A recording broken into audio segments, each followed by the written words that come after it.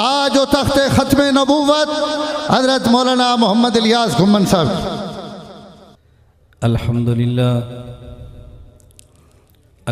للہ وحدہ لا شریک لہ والصلاة والسلام علی من لا نبی بعدہ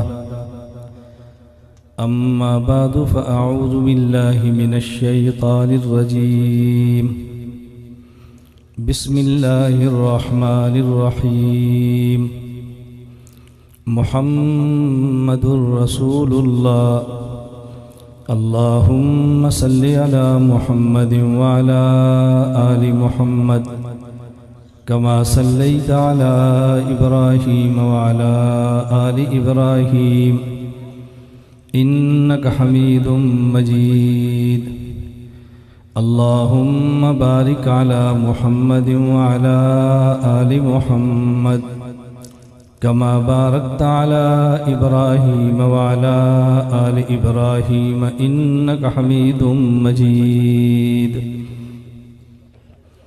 نام محمد سے دلوں کو سرور ملتا ہے، نام محمد سے دلوں کو سرور ملتا ہے، نگاہ فکر کو تازہ شعور ملتا ہے۔ نصیب کیسا بھی ہو واسطہ احمد کا دے کے، نصیب کیسا بھی ہو وسیلہ محمد کا دے کے، خدا سے جو بھی مانگیں ضرور ملتا۔ اللہ رب العزت کا ہم پہ احسان یہ ہے، ہمیں انسان بنایا ہے۔ مزید احسان یہ ہے، ہمیں مسلمان بنایا ہے۔ مزید احسان یہ ہے، خاتم الانبیاء حضرت محمد مصطفیٰ صلی اللہ علیہ وسلم کا امتی ہونے کا شرف بخشا ہے۔ اللہ رب العزت نے عالم ارواح میں ایک خطاب ہر انسان سے کیا اور ایک خطاب صرف انبیاء سے فرمایا۔ وہ خطاب جو تمام انسانوں سے تھا، ہم اتنا تو سنتے ہیں۔ اللہ رب العزت نے پوچھا الست بربکم، کیا میں تمہارا خدا نہیں ہوں؟ الست بربکم، یہ بلاغت اور فصاحت کا ضابطہ ہے۔ کبھی استفہام کے انداز میں بات کو پختہ کرنے کے لیے کہا جاتا ہے، جس طرح باپ اپنے بیٹے سے کہتا ہے کیا میں تیرا باپ نہیں ہوں؟ بیٹا بھی سمجھتا ہے، باپ بھی سمجھتا ہے، لیکن باپ اس انداز میں گفتگو کرتا ہے تاکہ بیٹا کیا کہتا ہے۔ اور مسلمات کو کبھی استفہام کے انداز میں کہا جاتا ہے۔ اسی طرح اللہ رب العزت نے فرمایا الست بربکم، کیا میں تمہارا رب نہیں ہوں؟ تو ایک استفہام ہوتا ہے کسی سے بات پوچھنے کے لیے۔ میں بلاغت کی تفصیلات نہیں بیان کر رہا، میں عرض اس لیے کر رہا ہوں کہ بسا اوقات قرآن فصیح گفتگو کرتا ہے، ہم سمجھ نہیں پاتے، سمجھا نہیں پاتے، اس فصاحت تک پہنچ نہیں پاتے، تو ہمیں اشکالات شروع ہوتے ہیں۔ عالم ارواح میں سب سے پوچھا الست بربکم، اور تمام نے جواب دیا بلا، کیوں نہیں، آپ ہمارے رب ہیں۔ اتنا تو ہم نے سنا ہے، لیکن اگلی بات جو بات میں کہنا چاہتا ہوں، قاری محمد طیب دارالعلوم دیوبند کے محتمم حضرت ارشاد فرماتے ہیں کہ جب اللہ نے فرمایا الست بربکم، کیا میں تمہارا رب نہیں ہوں، عالم ارواح کی سارے روحیں خاموش تھی، نہ کوئی نبی بولا، نہ کوئی عام مسلمان اور ولی بولا۔ عالم ارواح میں سب سے پہلے روح محمد نے فرمایا بلا۔ سب سے پہلے عالم ارواح میں روح محمد نے فرمایا بلا، اس کے بعد انبیاء نے فرمایا بلا۔ اس کا معنی یہ ہے کہ عالم ارواح میں جو ہم سب اللہ پر ایمان لائے، یہ ہمارا ایمان لانا حضرت محمد کے ایمان لانے کا صدقہ ہے۔ پیغمبر عالم ارواح میں بلا نہ فرماتے، وہاں بلا کوئی نہ کہتا، تو عالم ارواح میں جو ایمان لایا وہ اللہ کے نبی حضرت محمد کی وجہ سے لایا۔ ایک شخص وہ ہے جو ایمان لاتا ہے، اور ایک وہ ہے جس پر ایمان لایا جاتا ہے۔ جس پر ایمان لایا جائے اس کا ایمان اصل ہوتا ہے، اور جو ایمان لاتا ہے اس کا ایمان نسل ہوتا ہے۔ اصل کو باپ کہتے ہیں، نسل کو اولاد کہتے ہیں۔ اس کا مطلب یہ ہے کہ عالم ارواح میں جس نے بلا کہہ کے اللہ پہ ایمان کا اظہار کیا تھا، وہ عالم ارواح میں ہی روحانی طور پہ حضرت محمد کا بیٹا بن چکا تھا۔ باقی سب اولاد بنے ہیں، ہمارے نبی والد بنے ہیں۔ ایک ہے تعلق جسم کا اور ایک ہے تعلق روح کا۔ عالم ارواح میں ہمارے یہ جسم نہیں تھے، عالم ارواح میں صرف ہماری روحیں تھی۔ خطاب ان جسموں کو نہیں تھا، عالم ارواح کی روحوں کو تھا۔ تو عالم ارواح ہی میں سے پیغمبر کا ایمان اصل بنا ہے، ہمارا ایمان نسل بنا ہے۔ پھر دوسرا خطاب اللہ نے حضرات انبیاء کرام علیہ السلام کو فرمایا۔ انبیاء علیہ السلام کو اللہ نے فرمایا ثم جاءکم رسول، لیکن یہ بات اچھی طرح سمجھو، وَإِذْ أَخَذَ اللَّهُ مِيثَاقَ النَّبِيِّينَ، جب سارے نبیوں سے اللہ نے وعدہ یہ لیا، لما آتیتکم من کتاب، میں تمہیں کتاب بھی دوں گا، وحکمت، تمہیں حکمت بھی دوں گا۔ کتاب نام ہے علم کا، حکمت نام ہے دانائی کا۔ فارسی کا ایک جملہ ہے، یک من علم را دا من عقل باید، جسے ہم چھٹانک کہتے ہیں اسے وہ من کہتے ہیں۔ ایک چھٹانک علم کے لیے 10 چھٹانک عقل چاہیے۔ کبھی علم ہوتا ہے اور عقل نہیں ہوتی۔ ہمارا علم ہی امت میں فتنے کا سبب بن جاتا ہے۔ ہمارے اکابر علماء دیوبند کو اللہ نے علم بھی دیا تھا اور اللہ نے عقل بھی دی تھی، اور امت کو یوں سنبھالا تھا۔ میں صرف ایک واقعہ پیش کرتا ہوں، میرے پاس تو اکابر کی بتائی ہوئی بہت ساری مثالیں اور واقعات بھی ہیں۔ 1965 کا جہاد تھا، پاکستان سے فتویٰ جہاد کا لگا، ہندوستان دارالعلوم دیوبند سے فتویٰ فساد کا لگا۔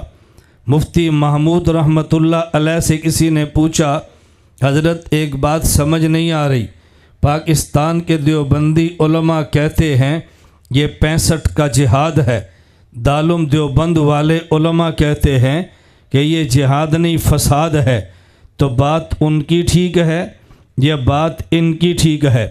مفتی محمود فرمانے لگے بات ہماری بھی ٹھیک ہے، بات ان کی بھی ٹھیک ہے، تم دونوں کی بات کو سمجھے نہیں ہو۔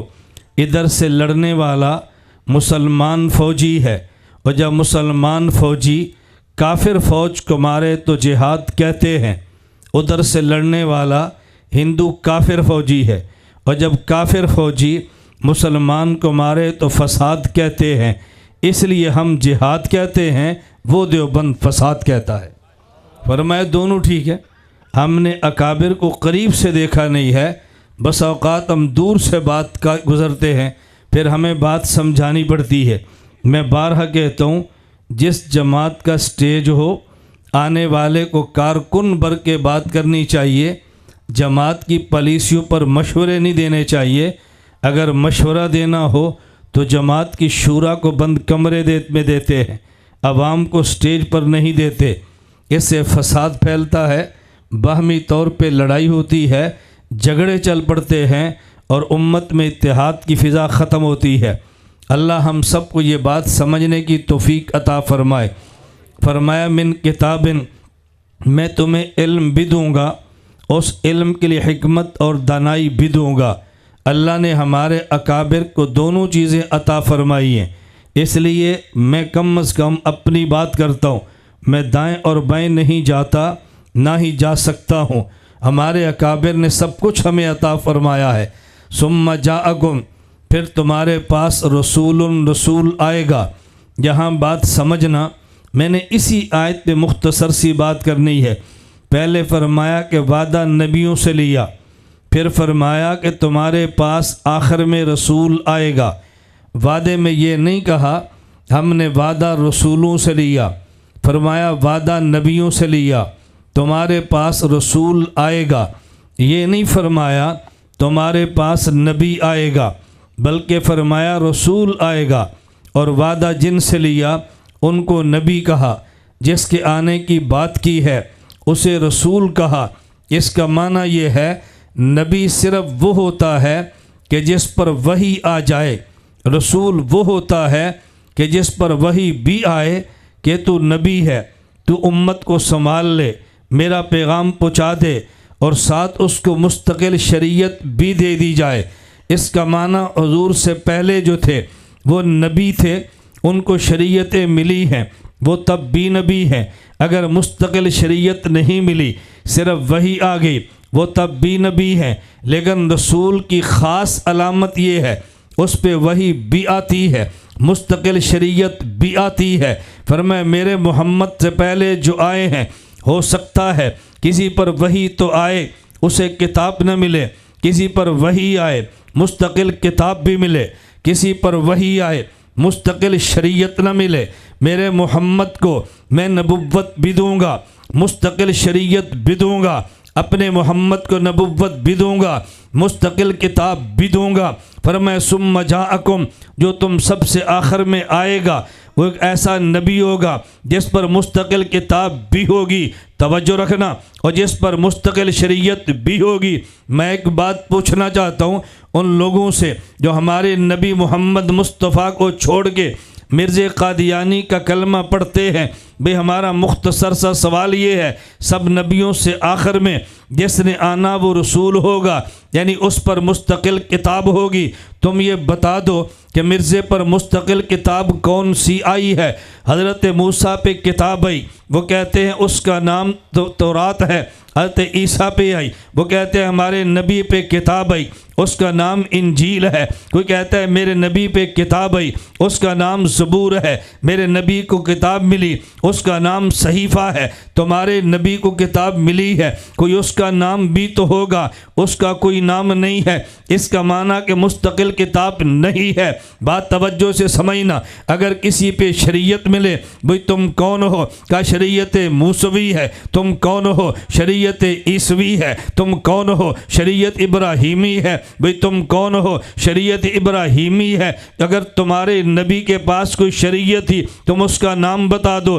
اس شریعت کا نام یہ ہے، نہ مستقل کتاب کا نام ہے، نہ مستقل شریعت کا نام ہے۔ میں اگلی بات کہنا چاہتا ہوں، اگر تم صرف نبی کہہ دو، یہ جی رسول نہیں تھا، اس کے اوپر کتاب نہیں تھی، یہ صرف نبی تھا۔ میں نے کہا کوئی نبی بھی آئے اس کا کلمہ تو ہوتا ہے، کوئی تم کلمہ بتا دو۔ کہا جی ہمارے نبی کا کلمہ لا الہ الا اللہ محمد رسول اللہ۔ ہم نے کہا خدا سے ڈرو، دنیا میں سب سے قیمتی چیز ایمان ہے۔ اللہ قرآن میں فرما رہے ہیں اگر کفر پہ بندہ مر جائے قیامت کے دن وہ زمین و آسمان کے درمیان سونا بھر کے دینا چاہے تب بھی جہنم سے بچ نہیں سکتا، لیکن ایمان کا معمولی درجہ بھی جہنم سے بچا لیتا ہے۔ اس کا معنی سب سے قیمتی چیز ایمان ہے۔ ایمان نبی سے ملتا ہے، ایمان کلمے سے بنتا ہے۔ حضرت آدم سے پوچھو کلمہ، کہا جی لا الہ الا اللہ، آدم صفی اللہ۔ حضرت نوح سے پوچھو کلمہ،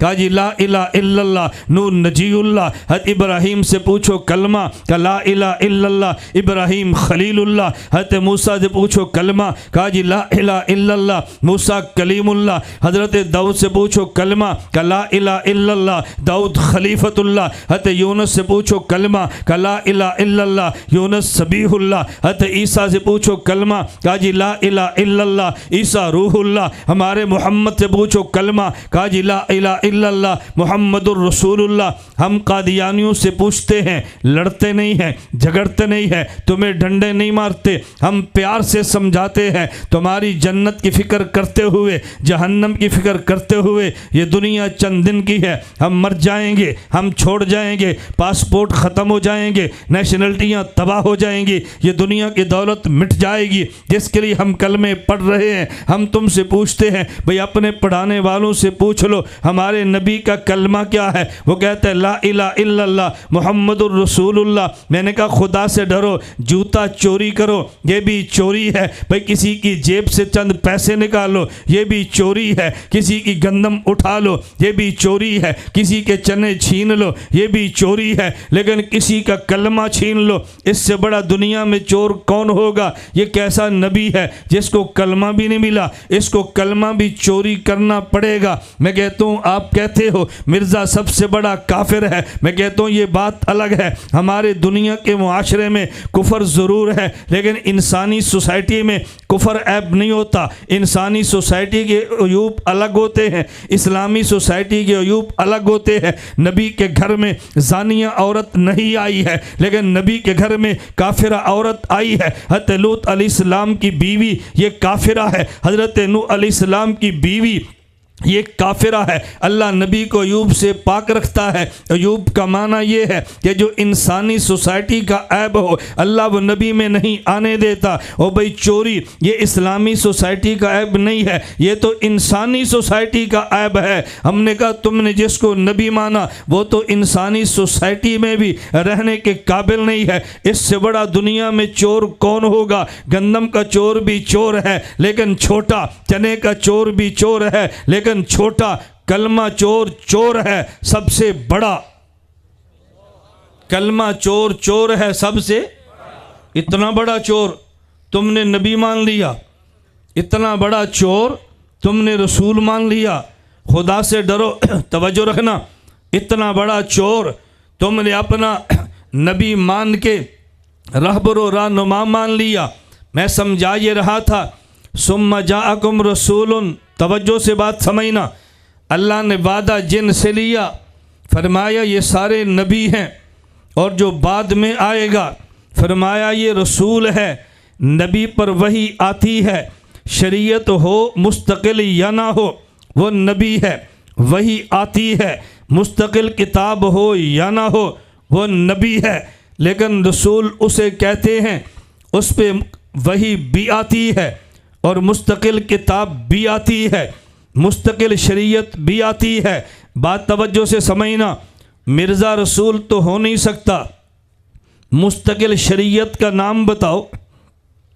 رسول تو ہو نہیں سکتا، مستقل کتاب کا نام بتاؤ۔ وہ کہیں گے ہم رسول نہیں مانتے، ہم نبی مانتے ہیں۔ بڑا مختصر سا سوال یاد رکھنا، بھائی نبی اسے کہتے ہیں جس پر وحی آتی ہے۔ جس نبی پر وحی آئے وہ وحی کسی زبان میں آتی ہے۔ نبی کی وحی کی زبان کیا ہے؟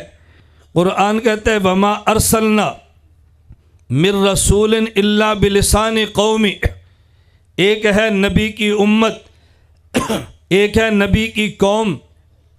نبی پر جو وحی آتی ہے وہ نبی کی امت کی زبان میں نہیں بلکہ نبی کی قوم کی زبان میں۔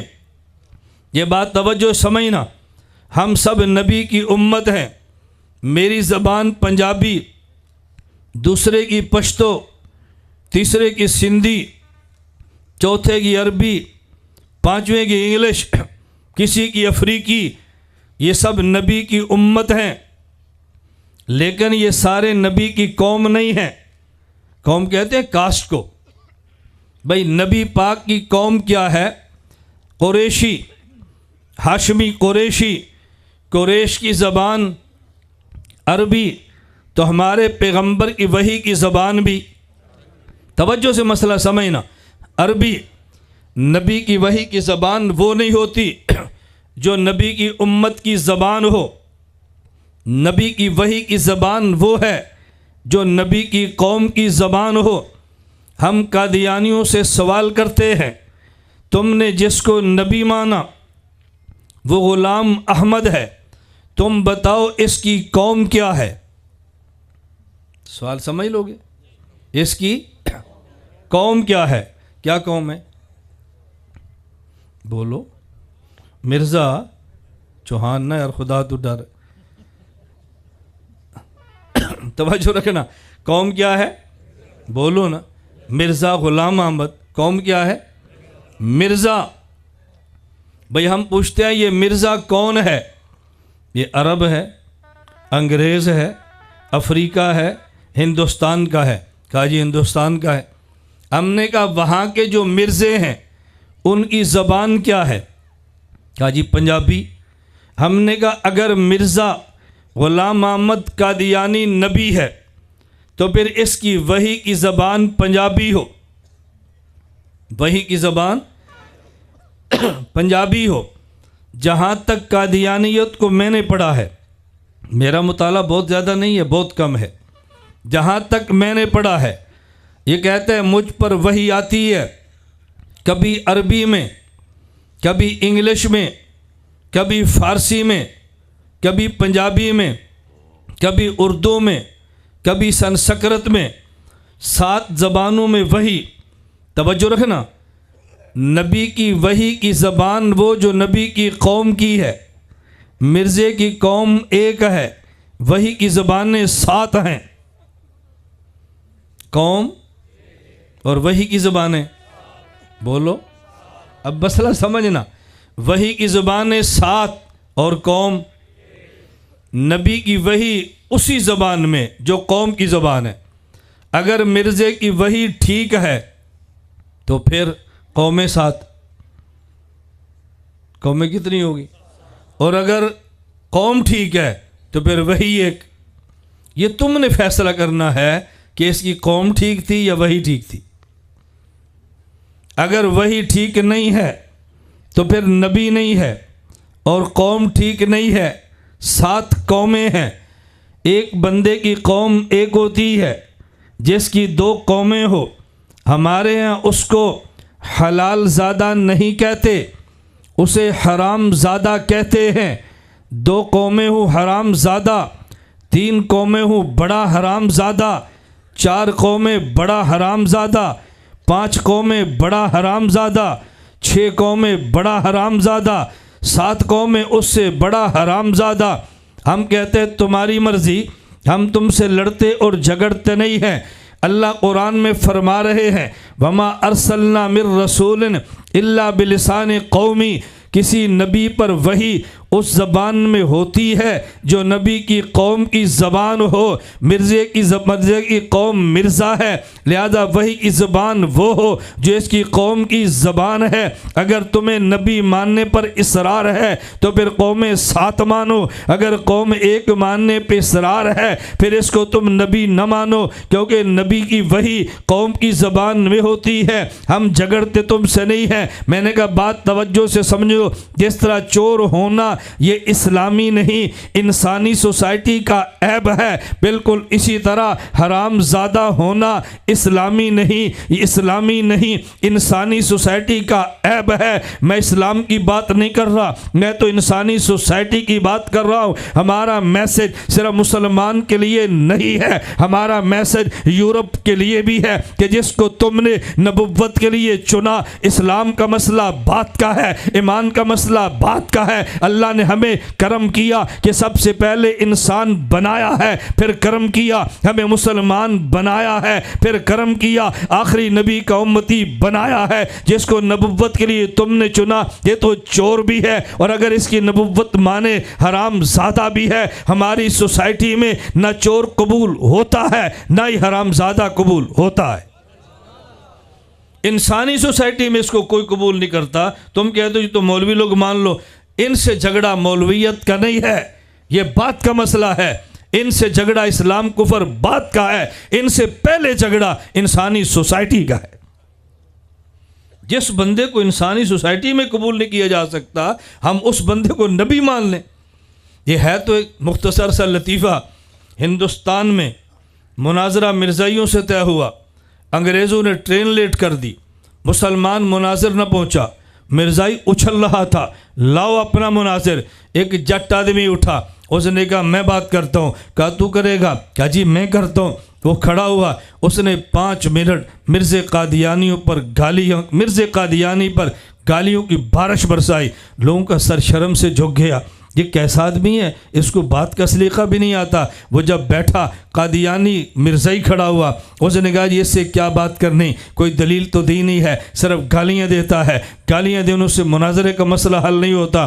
وہ بیٹھا، یہ پھر کھڑا ہوا، لوگوں نے کہا بیٹھ جا، اس نے کہا نہیں میں نے اس کی دلیل کا جواب دینا ہے۔ کہا یار خدا کا نام شرمندہ نہ کر، بیٹھ جا۔ اس نے کہا نہیں میں جواب دوں گا۔ یہ طاقت سے جٹ کھڑا ہوا، اس نے کہا میں نے 5 منٹ گالیاں دی ہیں، تم کہتے ہو مناظرے کا مسئلہ حل نہیں ہوتا، جس کو تم نبی مانتے ہو اس نے 60 سال گالیاں دی ہیں۔ مناظرے کا مسئلہ گالی سے حل نہیں ہوتا تو گالی دینے سے نبوت کا مسئلہ حل ہو جاتا ہے؟ گالیوں سے مناظرہ نہیں جیت سکتے، گالیوں سے نبوت جیت جاتے ہیں۔ آپ یقین فرماؤ، میں خدا گواہ بنا کر کہتا ہوں، قادیانیت سے گفتگو کے لیے بہت بڑے عالم کی ضروری نہیں ہے، اچھے سے انسان کی ضرورت ہے۔ تم علماء کو تلاش کرتے ہو، عالمی مجلس، جی ہمیں مبلغ دو، مبلغ نہیں، مسئلہ سمجھو، جناب نگر جاؤ، کورس کرو، مسئلہ سمجھو، مبلغین سے مسئلہ سمجھو، گفتگو خود کرو۔ جب پھنسو گے کو جی میں مولوی نہیں ہوں، پوچھ کر آ جاؤں گا، کل پھر بات کرو، پھر پھنس جاؤ، پرسوں پھر بات کرو، 3 بات کرو گے تم خود بخود مناظر بن جاؤ گے۔ کب تک تم تلاش کرو گے مبلغین کو؟ خود کھڑے ہو، خود اپنے پاؤں پہ کھڑے ہوں۔ یہ گفتگو بات چل پڑی، میں ایک واقعہ پیش کرتا ہوں، میں نے مختصر وقت میں بات کہنی ہے۔ عیسائی سے مناظرہ، مولانا صاحب کا، عیسائی دلیل دے رہے ہیں، مولانا توڑ رہے ہیں، مولانا دے رہے ہیں، عیسائی توڑ رہے ہیں۔ ایک ذمہ دار کھڑا ہوا، کہا مولوی صاحب ادھر مینوں گل کرن دیو۔ اس نے کہا یہ ہے تو مرزائی لیکن پڑھا ہوا ہے۔ اس نے کہا کچھ نہیں ہوتا، نہ ہے تو عیسائی لیکن پڑھا ہوا ہے۔ کہا جی مجھے بات کرنے دو۔ وہ جٹ کھڑا ہوا، اس نے عیسائی سے پوچھا اچھا یہ بتا تیرا دعویٰ ہے کہ عیسیٰ علیہ السلام اللہ کے بیٹے ہیں؟ کہا جی ہاں۔ کہا خدا کے کوئی اور بھی بیٹے ہیں؟ کہا نہیں جی ایک ہی ہے۔ اس نے کہا میرے 3 سوال ہیں، یہ بتا خدا کی عمر کتنی ہے؟ کہا ازل سے اربوں سال سے زیادہ۔ یہ بتا طاقت کتنی ہے؟ کہا علی کل شیء قدیر۔ کہا یہ بتا وہ تمہارے خدا کا بیٹا گیا کدھر ہے؟ کہا یہودیوں نے مار دیا تھا۔ اس نے کہا عمر کتنی؟ ہمیشہ سے۔ طاقت کتنی؟ علی کل شیء قدیر۔ پتر کنے جمے؟ ایک، وہ بھی کتھے گیا؟ یہودیاں مار دیتا۔ انہوں نے کہا کوڑے دے پترا پھر رب مینوں من، عمر 60 سال ہے، پتر 10 نے، میرے 10 جو کسی ایک نو ہاتھ لا کے بخا، ہاتھ لا کے بخا، ہاتھ لا کے۔ اتنی عمر ایک جمع، وہ بھی یہودی کھو کے لے گئے۔ یہ خدا ہے؟ میں اس کو اپنی زبان میں سمجھانے کے لیے کہتا ہوں، ایک ہوتا ہے مناظرہ، ایک ہوتا ہے جٹ جفا۔ اللہ کا شکر ہے میں مولوی بھی ہوں، جٹ بھی ہوں۔ ایک ہے مناظرہ ہے کہ جٹ جفا، جٹ جپے سیکھو، علماء سے سیکھو، بات کرنا سیکھو، خود بات کرو خود۔ میں بات سمیٹتا ہوں، میں نے عرض کیا اللہ نے ایک عالم اربا میں وعدہ ہم سب سے، دوسرا وعدہ بولو نبیوں سے، اور جو جملہ فرمائے وہ سمجھ لو۔ انبیاء سے 2 باتیں، نمبر 1 لَتُؤْمِنُنَّ بِهِ، سبحان اللہ، اور نبی ماننا ہے تو نبی تو دیکھو نا، ایمان لانا ہے رسول تو دیکھو نا۔ کہا لَتُؤْمِنُنَّ بِهِ، تم نے میرے محمد پر ایمان لانا ہے، توجہ ایمان لانا ہے۔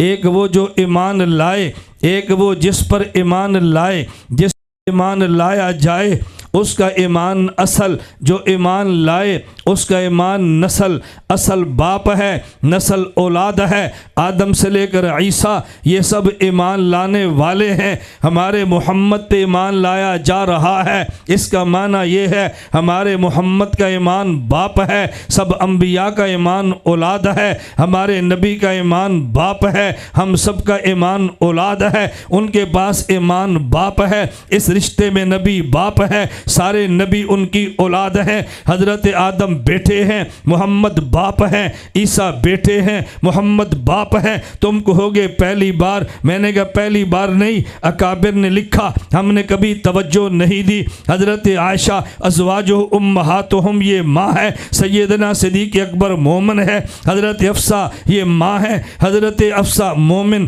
پیغمبر کی بیوی ماں ہے، حضرت عمر مومن ہے۔ میں سمجھانا یہ چاہتا ہوں ایمان ایمان والے پیغمبر کی بیوی کے اولاد ہیں، نبی کی بیوی سب ایمان والوں کی ماں ہے، جب رشتہ خون کا دیکھے صدیق باپ ہے، عائشہ ماں ہے، جب رشتہ ایمان کا دیکھے عائشہ ماں ہے، صدیق بیٹا ہے، جب رشتہ خون کا دیکھے حضرت عمر باپ ہے، حفصہ بیٹی ہے، جب رشتہ ایمان کا دیکھے حفصہ ماں ہے، عمر بیٹا ہے، جب رشتہ خون کا دیکھے آدم باپ ہے، محمد بیٹا ہے، جب رشتہ ایمان کا دیکھے محمد باپ ہے، آدم بھی بیٹا ہے۔